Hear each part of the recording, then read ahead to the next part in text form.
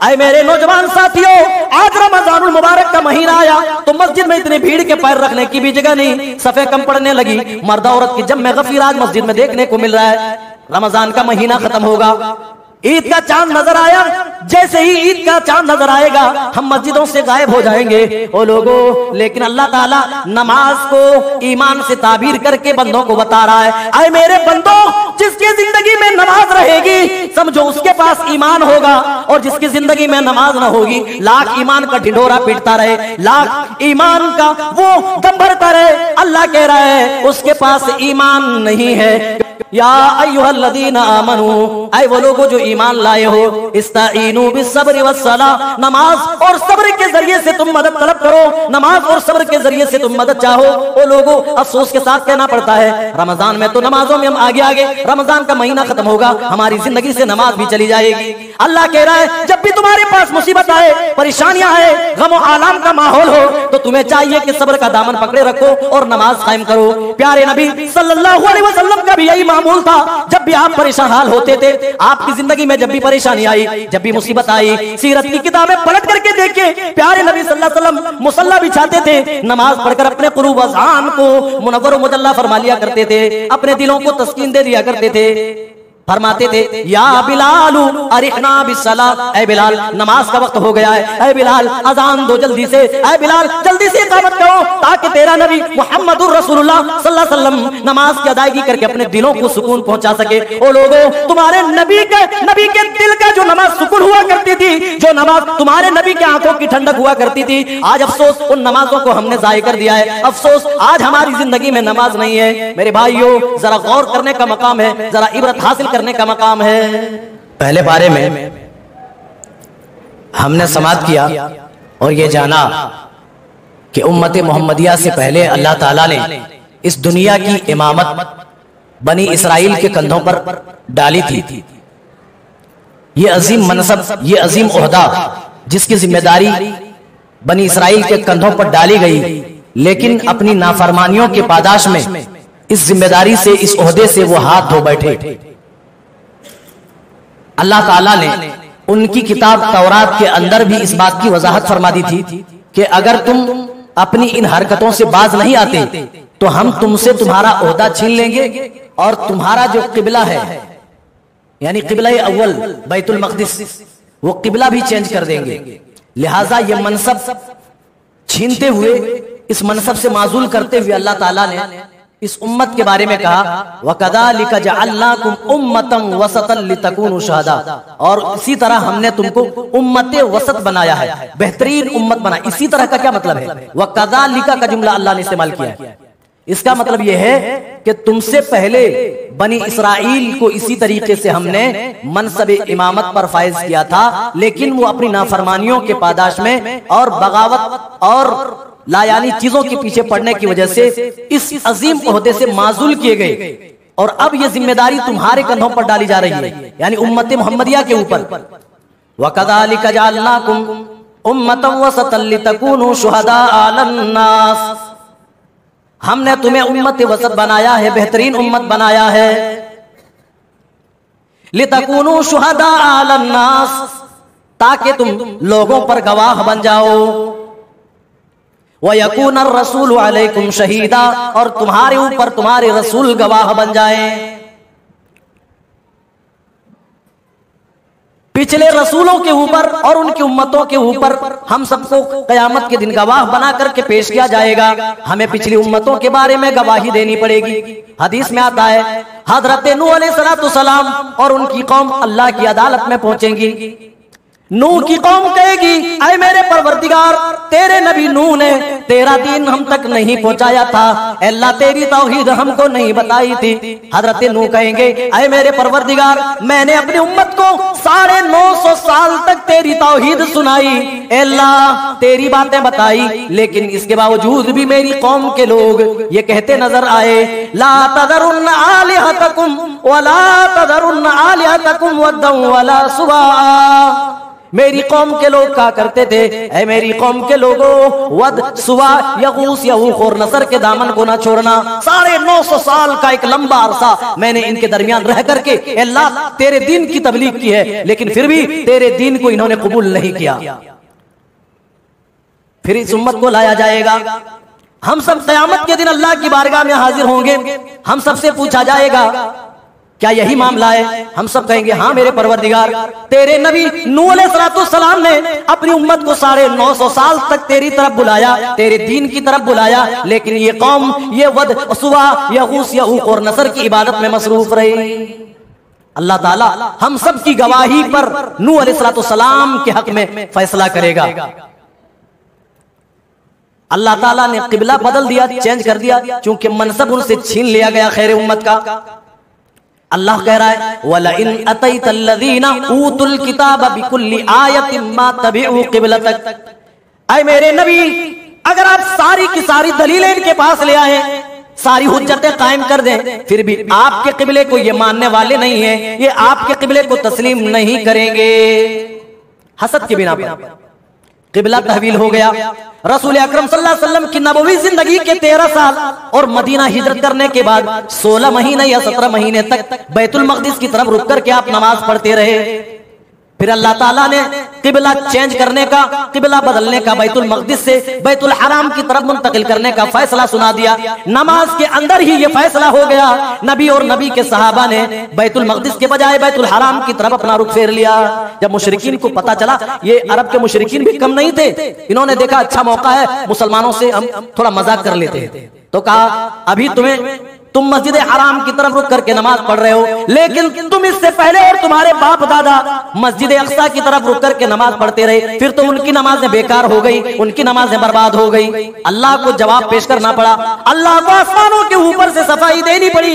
अल्लाह ने सफाई देते हुए कहा वमा कान अल्लाहु लियुदिअ ईमानकुम, ऐ ईमान वालो, न तुम्हारी नमाजें जाय हुई हैं, न तेरे आबा व अजदाद की नमाजें बेकार गई हैं। तुम्हारी नमाजें और तुम्हारे आबा व अजदाद की नमाजें जाय नहीं होंगी। और ताज्जुब तो इस बात पे हम सबको होना चाहिए, पूछा जा रहा है, एतराज किया जा रहा है नमाज के बारे में, और अल्लाह ईमान के साथ जवाब दे रहा है वमा कान अल्लाहु लियुदिअ ईमानकुम, यानी अल्लाह ताला नमाज को ईमान से ताबीर कर रहा है। ऐ मेरे नौजवान साथियों, आज रमजानुल मुबारक का महीना आया तो मस्जिद में इतनी भीड़ के पैर रखने की भी जगह नहीं, सफे कम पड़ने लगी। मर्द औरत की जम्मे गफीर आज मस्जिद में देखने को मिल रहा है। रमजान का महीना खत्म होगा, ईद का चांद नजर आया, जैसे ही ईद का चांद नजर आएगा हम मस्जिदों से गायब हो जाएंगे ओ लोगों। लेकिन अल्लाह ताला नमाज को ईमान से ताबीर करके बंदों को बता रहा है, आए मेरे बंदों, जिसकी जिंदगी में नमाज रहेगी समझो उसके पास ईमान होगा, और जिसकी जिंदगी में नमाज ना होगी, लाख ईमान का ढिंढोरा पीटता रहे, लाख ईमान का वो दम भरता रहे, अल्लाह कह रहा है उसके पास ईमान नहीं है, क्योंकि अल्लाह ताला ने नमाज को ईमान के साथ ताबीर किया। अल्लाह ने यह नहीं कहा कि अल्लाह ताला तुम्हारी नमाजों को बर्बाद नहीं करेगा, लियुदिअ ईमानकुम, तुम्हारे ईमान को अल्लाह ताला ज़ाय नहीं करेगा।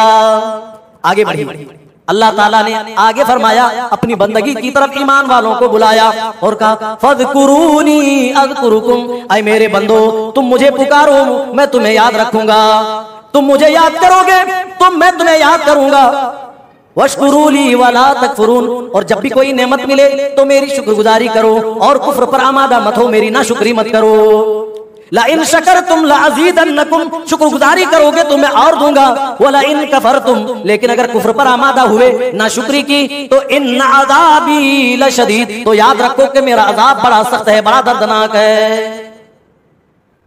फिर ईमान वालों से कहा जा रहा है या अय्युहल्लज़ीना आमनू, ऐ वो लोगो जो ईमान लाए हो, इस्ताईनु बिस्सब्रि वस्सलाह, नमाज और सब्र के जरिए से तुम मदद तलब करो, नमाज और सब्र के जरिए से तुम मदद चाहो। वो लोगो अफसोस के साथ कहना पड़ता है रमजान में तो नमाजों में हम आगे रमजान का महीना खत्म होगा, हमारी जिंदगी से नमाज भी चली जाएगी। अल्लाह कह रहा है जब भी तुम्हारे पास मुसीबत आए, परेशानियां आए, गम और आलाम का माहौल हो, तो तुम्हें चाहिए कि सब्र का दामन पकड़े रखो और नमाज कायम करो। प्यारे नबी सल्लल्लाहु अलैहि वसल्लम का भी यही मामूल था। जब भी आप परेशान हाल होते थे, आपकी जिंदगी में जब भी परेशानी आई, जब भी मुसीबत आई, सीरत की किताबें पलट करके देखिए, प्यारे नबी सल्लल्लाहु अलैहि वसल्लम मुसल्ला बिछाते थे, नमाज पढ़कर अपने कुलूब अज़ान को मुनव्वर व मुजल्ला फरमा लिया करते थे, अपने दिलों को तस्कीन दे दिया करते थे। फरमाते थे, या बिलालू अरिहना बिस्सला, ऐ बिलाल नमाज का वक्त हो गया है, ऐ बिलाल अजान दो जल्दी से, ऐ बिलाल जल्दी से इकामत करो, ताकि तेरा नबी मुहम्मदुर रसूलुल्लाह सल्लल्लाहु अलैहि वसल्लम नमाज की अदायगी करके अपने दिलों को सुकून पहुंचा सके। ओ लोगों, तुम्हारे नबी के दिल का जो नमाज सुकून हुआ करती थी, जो नमाज तुम्हारे नबी के आंखों की ठंडक हुआ करती थी, आज अफसोस उन नमाजों को हमने जाये कर दिया है। अफसोस आज हमारी जिंदगी में नमाज नहीं है। मेरे भाइयों, जरा गौर करने का मकाम है, जरा इबरत हासिल करने का मकाम है।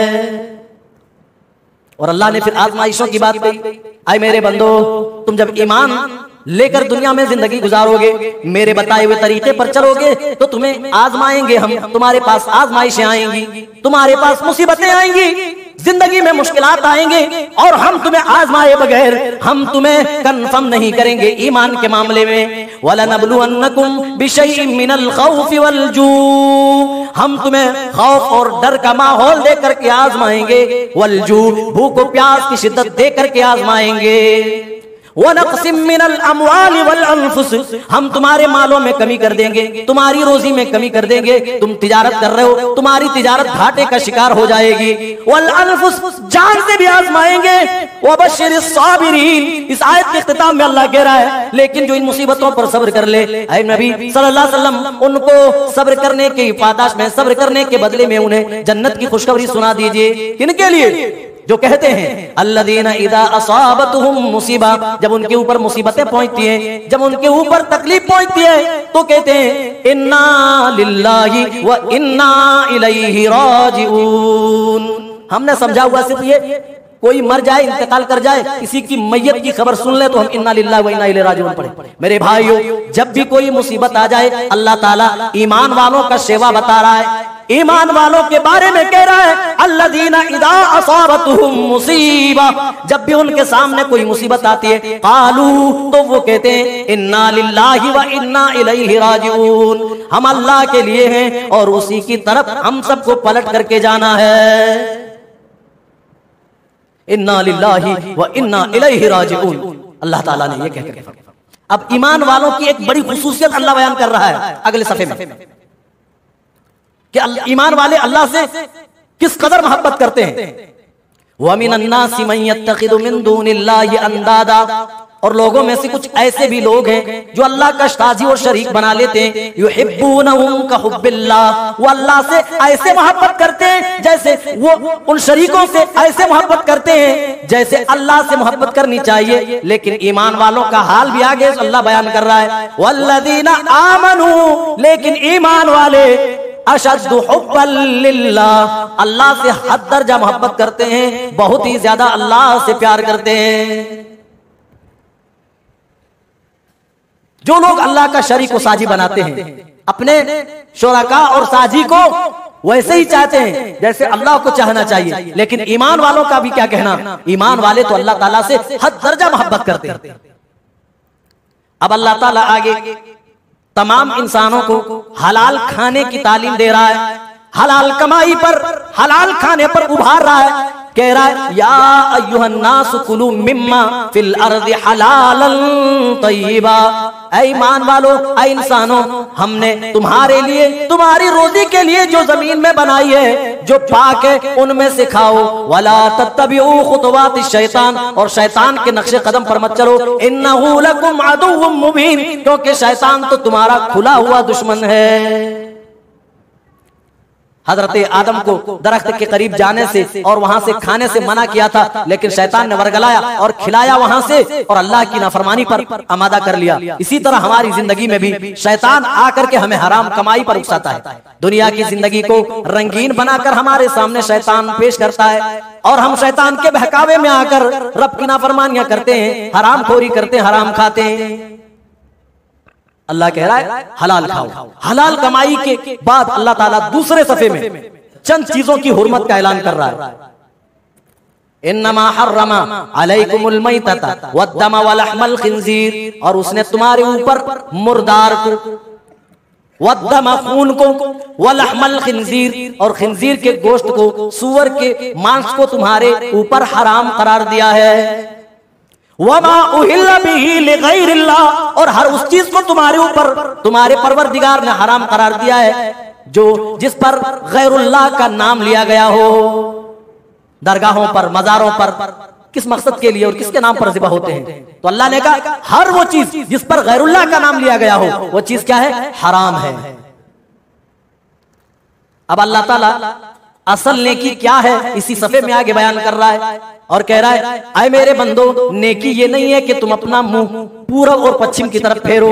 पूरब और पश्चिम की तरफ मुंह फेरना ये नेकी नहीं है। लैसल बिर्रा अन तुवल्लू वुजूहकुम क़िबलल मशरिक़ि वल मग़रिब। फिर अल्लाह कह रहा नेकी क्या है? वलाकिन्नल बिर्रा मन आमन बिल्लाह, मगर नेकी ये है कि तुम अल्लाह पर ईमान लाओ। मन आमन बिल्लाहि वल यौमिल आखिर वल मलाइकति वल किताबि वन नबिय्यीन।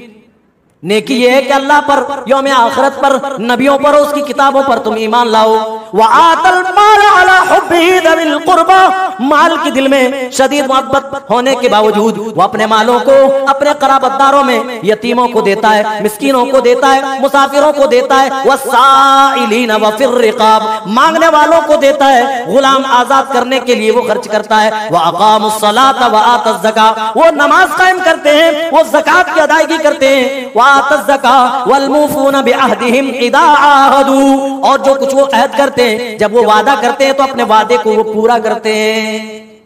वस्साबिरीन, और ऐसे साबिर लोग, ऐसे सब्र करने वाले, वस्साबिरीन फिल बअसाइ वद्दर्राइ व हीनल बास, जो मुसीबतों के वक्त सब्र कर ले, जो तंगदस्ती में सब्र करे और लड़ाई के वक्त सब्र करे।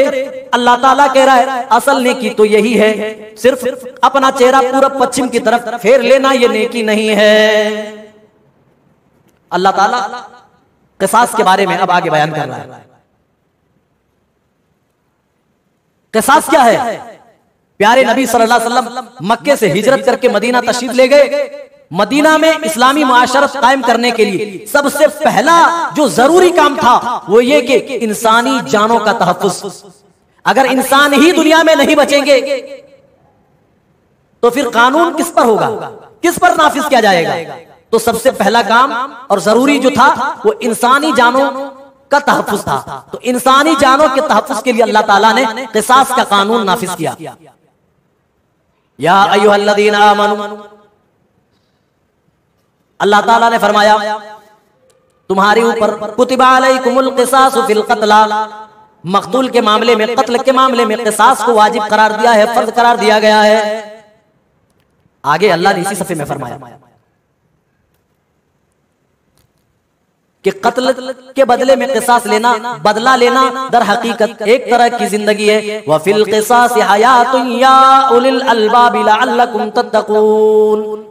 क़िसास में बदला, बदले में जिंदगी, ये कैसे मुमकिन है? मेरे भाइयों, जब तक किसी चीज की रुकावट के लिए ठोस कानून न बने तो उस चीज को आप रोक नहीं सकते। जहां इस्लामी कानून नाफिज नहीं है उन मुल्कों का हाल देखिए। किसी का भी कत्ल करके, मर्डर करके लोग चले जाते हैं, सरेंडर कर देते हैं, जेल को चले जाते हैं। चंद महीनों के बाद वो जमानत पर बाहर आ जाते हैं। अगर जमानत ना मिली तो पैरोल नाम की एक छुट्टी दी जाती है जेलों में, अदालतों से ये छुट्टी मिलती है, उसी बहाने ये घर को आ जाते हैं। अगर इतनी छूट मिल जाए तो आदमी रात तो रात, दिन में किसी को गोली मार दे।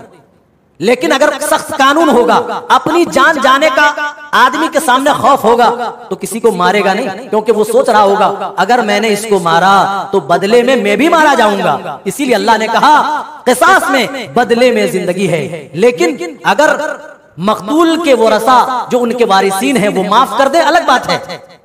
वो दियत लेकर के माफ कर दे, ये भी अलग बात है।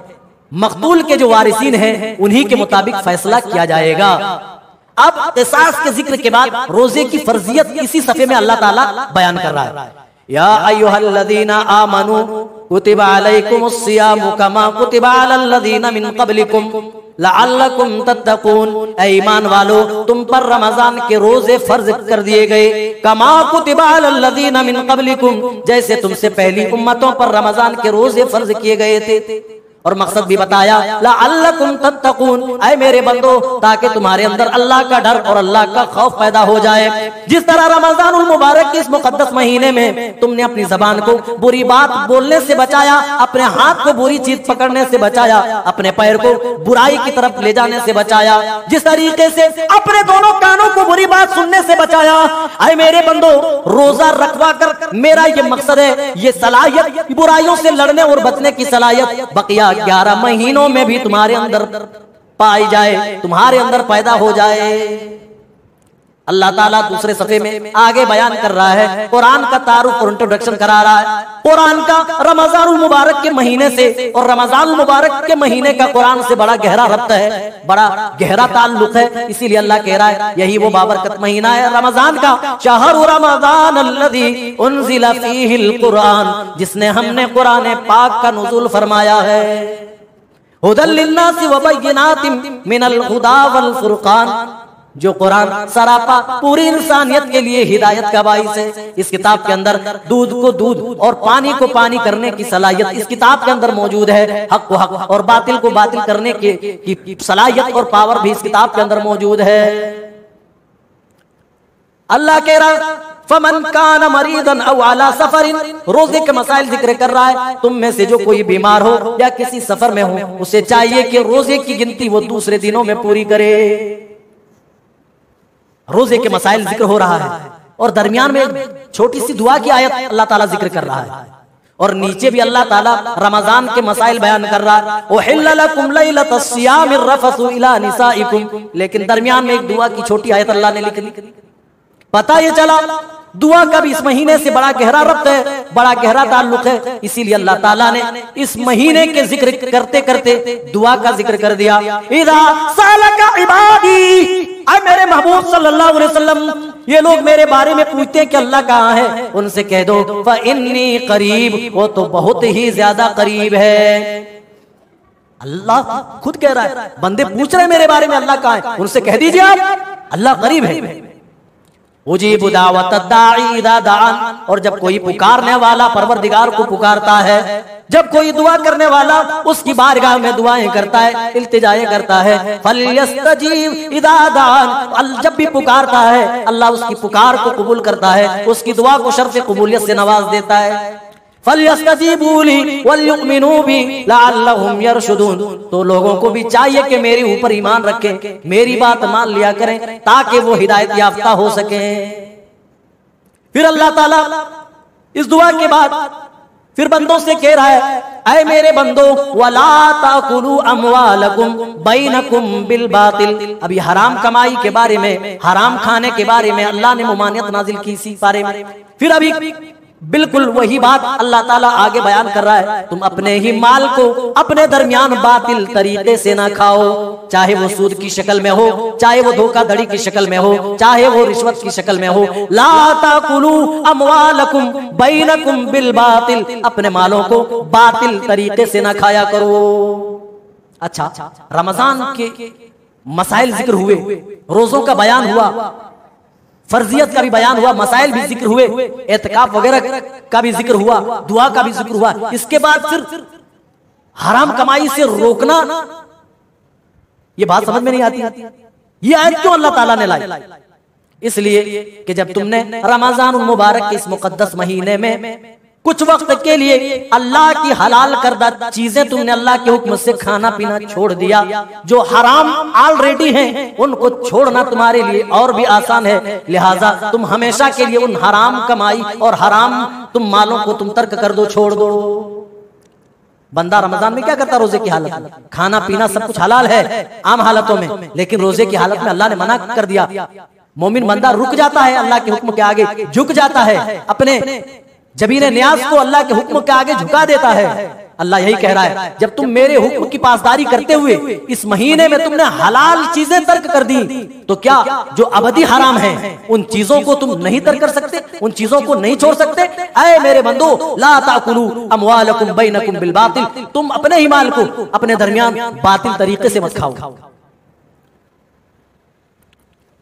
अल्लाह ताला अब मुआशरती निजाम की कुछ बातें अल्लाह बयान कर रहा है। हज के बारे में भी बयान अल्लाह ताला ने कहा, हज उम्रा के वातिमुल हज वल उम्रता लिल्लाह, हज उम्रा अल्लाह के लिए पूरा करो। लेकिन अल्लाह ताला आगे मुआशरती जिंदगी से मुताल्लिक एक पैगाम बंदों को दे रहा है। वला तुनकिहुल मुशरिकात वला तनकिहुल मुशरिकात हत्ता युमिन,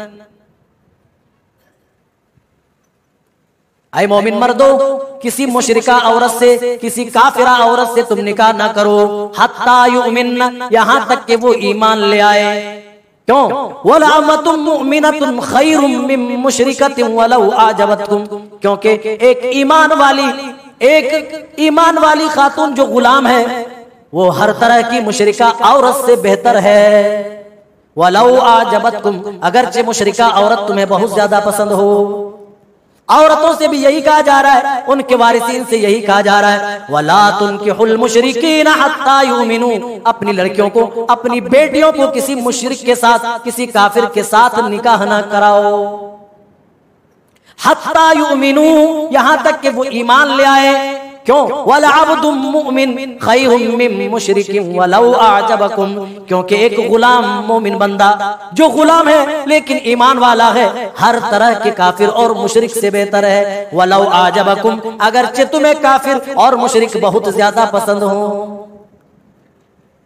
फिर अल्लाह ताला ने हैज के मसाइल बयान फरमाए।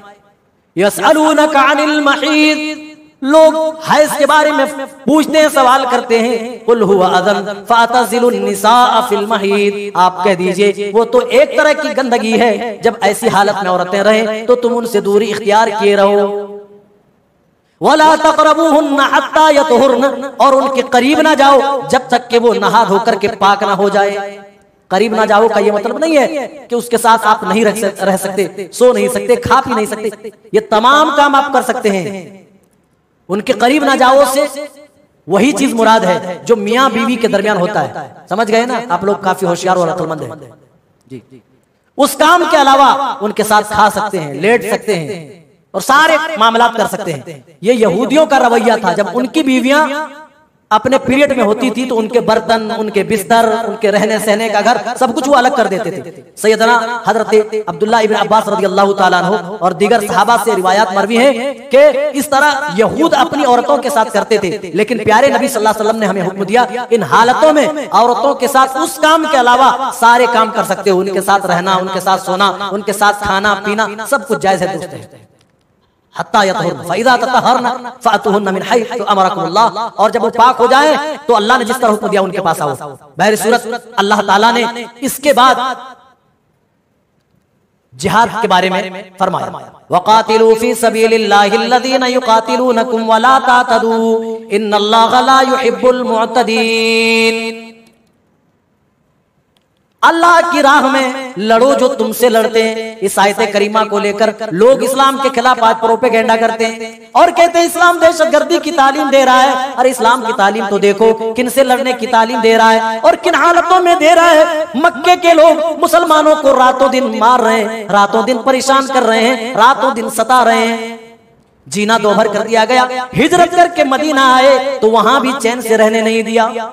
सहाबा बार बार इसरार करते रहे, अल्लाह के रसूल हमें लड़ने की इजाजत दीजिए, कम से कम हम अपना दिफा कर सकें, हमें दिफा की तो कम से कम इजाजत मरहमत कर दीजिए। लेकिन जब तक अल्लाह का हुक्म नहीं आया, आपने हुक्म नहीं दिया, इसीलिए उनके जुल्म सितम की वजह से अल्लाह ताला कह रहा है वक़ातिलू फी सबीलिल्लाह, अल्लाह की राह में उनसे लड़ाई करो जो तुमसे लड़ाई करते हैं। और देखिए अल्लाह का दस्तूर तो देखिए, अल्लाह का कानून तो देखिए, लड़ाई उनसे करनी है जो हमसे लड़ाई कर रहे हैं। लेकिन उसमें भी बताया जा रहा है वला तातदू, तुम ज्यादती से काम ना लेना, बस उतना ही उनके साथ उनके साथ मामला करना, जितना तुम्हारे साथ उन्होंने किया है तुम उनके साथ ज्यादती नहीं करोगे। इस्लाम ने लड़ाई के भी तरीके बताए हैं। जब लड़ाई हो तो दुश्मनों के दरख्तों को आप नहीं काट सकते, उनकी फसलों को आप नहीं काट सकते, उनके इबादत खानों को आप मिसमार नहीं कर सकते, उनके बूढ़ों को, बच्चों को, औरतों को आप मार नहीं सकते।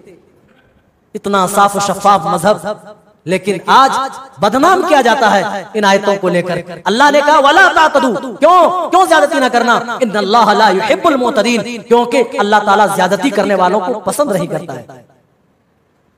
मेरे भाइयों, इसी दूसरे पारे में अल्लाह ताला ने तलाक के मसाइल और इला के मसाइल को बयान किया।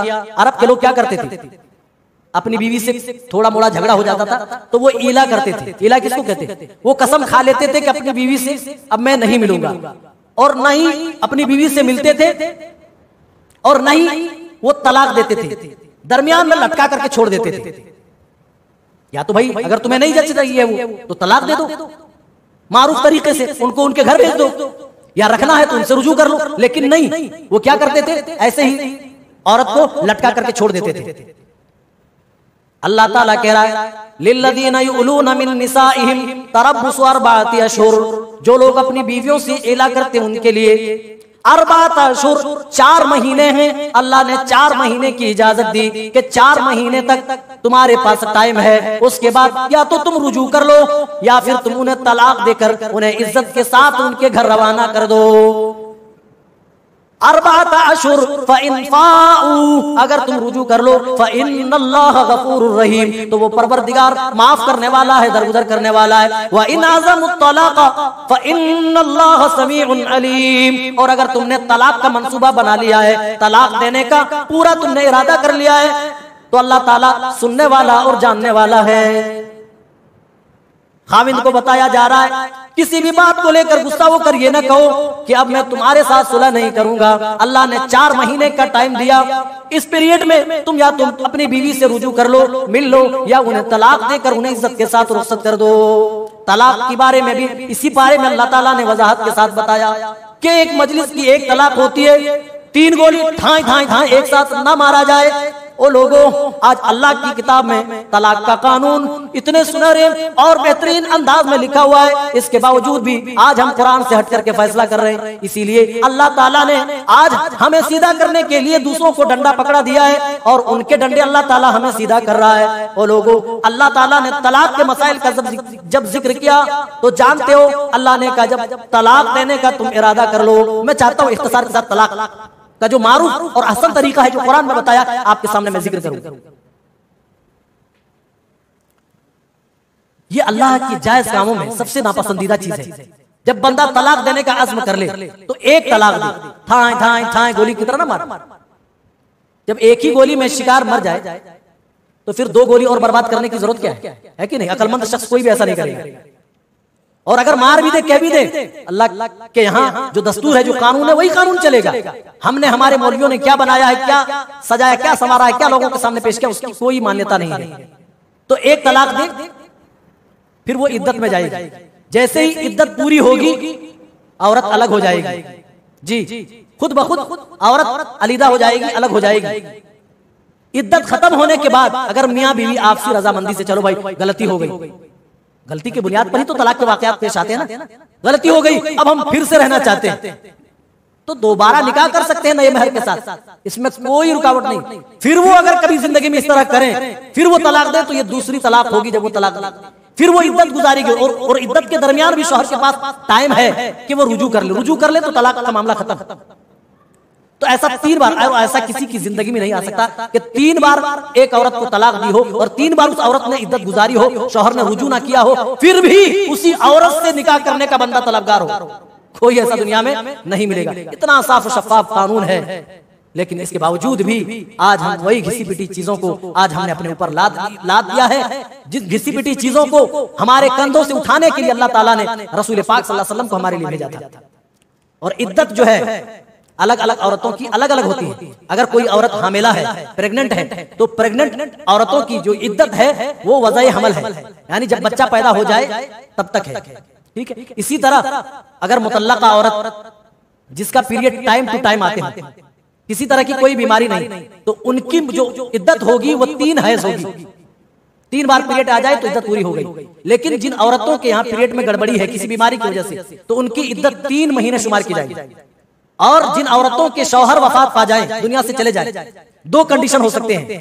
पहला कंडीशन तो ये कि वो औरत प्रेग्नेंट हो, प्रेगनेंसी की सूरत में वज़ाए हमल ही इद्दत बनेगी, ठीक। लेकिन अगर वो प्रेग्नेंट नहीं है और उसका शौहर इंतकाल कर गया तो 4 महीने 10 दिन तक वो इद्दत गुजारेगी। उसके बाद जिससे चाहे निकाह कर ले, शादी कर ले। बहर सूरत अल्लाह ताला ने इला और तलाक के मसाइल अल्लाह ने बयान फरमाया, और इसके दरमियान बात तो आगे बढ़ गई मेरे भाइयों। इस दरमियान में अल्लाह ताला ने इससे पहले हम सबको इस्लाम पर मुकम्मल तौर पर इस्लाम के अंदर दाखिल होने का हुक्म दिया। या अय्युहल्लज़ीना आमनू दुखुलू फिस्सिल्मि काफ़ा वला तत्तबिऊ खुतवातिश शैतान इन्नहु लकुम अदुव्वुम मुबीन। ऐ ईमान वालो, तुम इस्लाम के अंदर पूरे के पूरे दाखिल हो जाओ, पूरे तौर पर इस्लाम के अंदर दाखिल हो जाओ। ऐ लोगों, ये तो काफिरों का शेवा है, काफिरों का शेवा है, ये तो यहूद और नसारा की निशानी है। वो कुछ चीजों को तो मानते हैं और कुछ चीजों का वो इनकार कर देते हैं। अल्लाह ताला उनके तरीके को अल्लाह ताला बयान कर रहा है। अफतुमिनून बिबादिल किताबि व तकफुरून बिबाद। वो किताब के बाद हिस्सों पर तो वो ईमान रखते थे, लेकिन बाज का वो इनकार कर दिया करते थे। वो लोगों, आज हम अपनी जिंदगी में झांके, अपना मुहासबा करें तो हमारे अंदर भी ये कमी कहीं ना कहीं पाती नजर आएगी, ये कमी मिल जाएगी। मीठा मीठा हप हप और कड़वा कड़वा थू थू, है कि नहीं? जो अच्छी अच्छी लगे हमें, हमारी तबीयत के मुताबिक जो चीजें हों, हम तो उसे कबूल कर लेते हैं। लेकिन जो हमारी तबीयत पर नागवार गुजरे, जो हमारे लिए सुटेबल नहीं, हम उन चीजों को साइड कर देते हैं, हम उन चीजों पर अमल पैरा नहीं होते हैं। जो चीजें हमें अच्छी लगे, इस्लाम को हमने अपने मुताबिक ढाल लिया है, हमने खुद को इस्लाम के मुताबिक नहीं ढाला।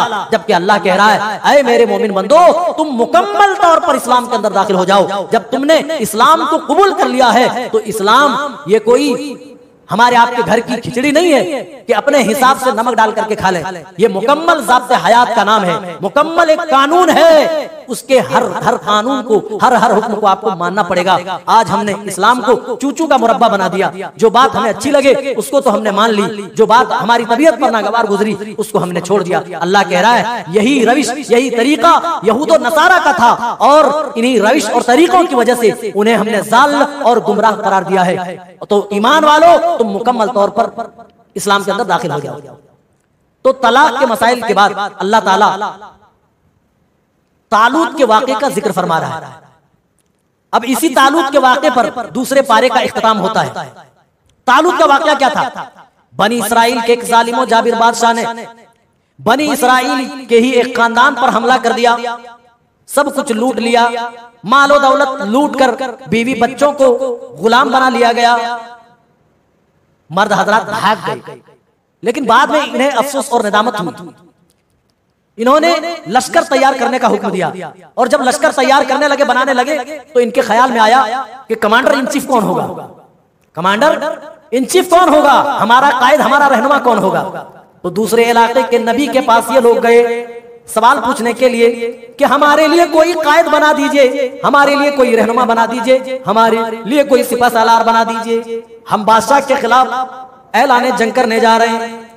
तो वक्त के नबी ने एक गरीब खानदान से ताल्लुक रखने वाले शख्स तालूत को उनके लिए बादशाह मुकर्रर कर दिया, क्योंकि अल्लाह ने उनके लिए बादशाह तालूत को ही मुकर्रर किया था।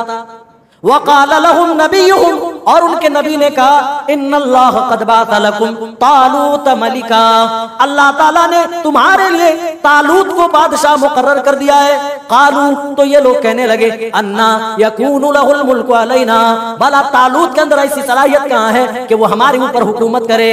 नहीं नहीं, हमारे लायक नहीं है कि तालूत हम पर हुकूमत करे। नहनु अहक्कु बिल मुल्क मिनहु व लम यु'ता साअतम मिनल माल, हम तो तालूत से ज्यादा हुकूमत के हकदार हैं, ममलकत सल्तनत के हकदार हैं। वलम यु'ता साअतम मिनल माल, और उन्हें मालो मनाल की वसअत भी नहीं दी गई है। वो तो गरीब बंदा है, वो तो मालदार भी नहीं है, तो वो बादशाह के लायक नहीं है, वो बादशाह हमारा नहीं हो सकता है।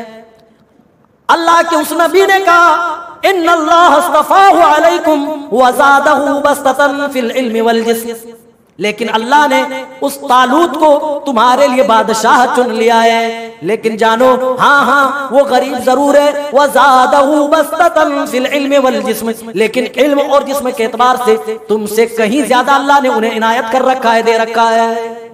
किसी तरह वो मान गए और तैयार हो गए। ठीक है, हमने तालूत को अपना बादशाह मान लिया है, लेकिन फिर भी कुछ लोग ऐसे थे जिन्होंने दिल से तालूत को अपना बादशाह नहीं माना था।